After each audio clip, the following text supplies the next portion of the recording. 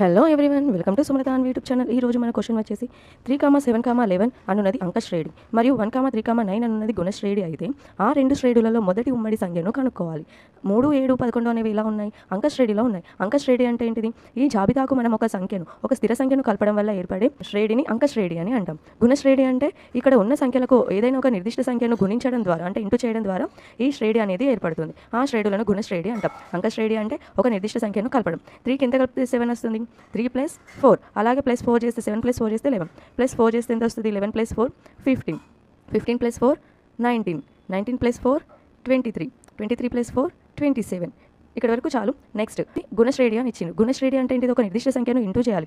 1కి 3 అనేది ఇంటూ చేస్తే ఎంత వచ్చింది మనకు? 3. 1 3 = 3. 3 3 = 9. 9 3 = 27. చూడండి ఫ్రెండ్స్, ఇక్కడ 27 వచ్చింది, ఇక్కడ 27 వచ్చింది. అంటే ఈ రెండు శ్రేణులలో ఉమ్మడి సంఖ్య ఎంత? 27. Thank you.